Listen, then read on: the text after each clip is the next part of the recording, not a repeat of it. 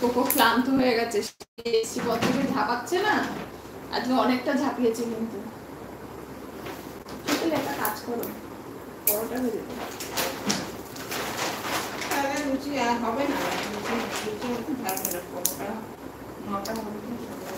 ওই যা হয় তুমি পরোটা ভেজে দাও, আর একটু আলু কেটে দাও, আলু ভাজা করি। আর লাউ খোসা না কাটো না, ফেলা দাও তো, আর খেতে পাচ্ছি না লাউ খোসা। ওই লাউ খোসা মশা একটু মাছ মুছ দিয়ে না করলে না ভালো লাগে না, চৈতালি যত যাই বলো। মাথায় নেই মুড়ি এইসব খেতে পারো। মাছ খাই না, ওর ছেলেদের আমার সব এইসব খেতে খুব ভালোবাসে, চৈতালি কি করে খাবো তারে রেখে। আমি তাই ভাবছি এরপরে অনেক আসলে বলবো, অনেক তুই তো চারাপোনা মাছ খাস না, আমরা চারাপোনা মাছ এনে খাবো।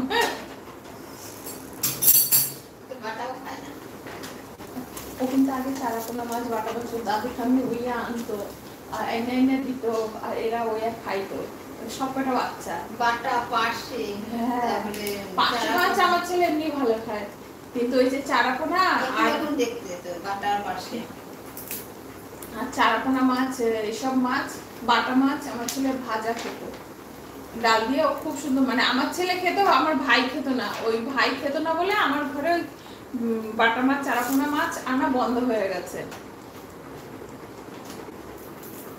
তারপর তো এখন বড় হয়েছে পরে এখন শুধু কাতলা ছাড়া আর কিছু বোঝে না। কাতলা মাছ তাও আবার পেটি, অন্য কোনো মাছ খাবে না, আর পেটি যেন বাড়ির আর কারো খাইতে ইচ্ছা করে না। আমার মেয়ের মতো পেটি খাবে।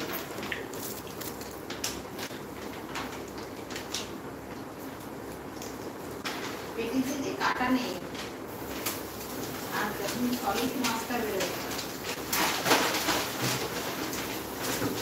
করবো তাই।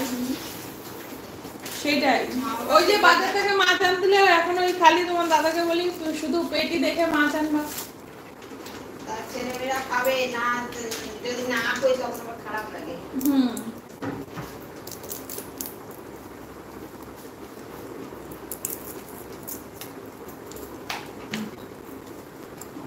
যেমন আমাদের বাড়িতে মাছ আনলে তোমার দাদাও লেজ খাবে না, আমাকেই খেতে হবে লেজ।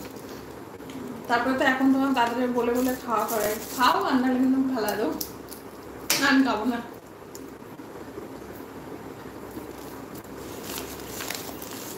একদিন তুমি খাবে, সবাই সবকিছু ভাগযোগ করে খেতে হবে।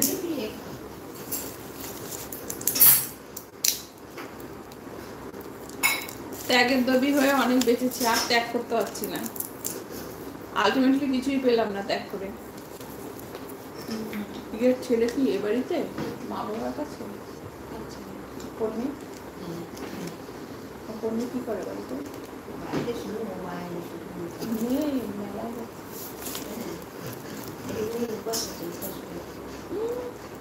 ফুলমালা কিছু তো দেখলাম না, আর সাথে হেঁটে হেঁটে যাচ্ছে বড় ঠাকুরের মতো না খেয়ে থাকে কি নাকি এমনি খালি সন্ধ্যাবেলায় ঠাকুরকে দিয়ে চানাচুর বানাচুর এটা খায়, চটপটি খায়, ফুচকা খায়, পুজো দিয়ে আসে।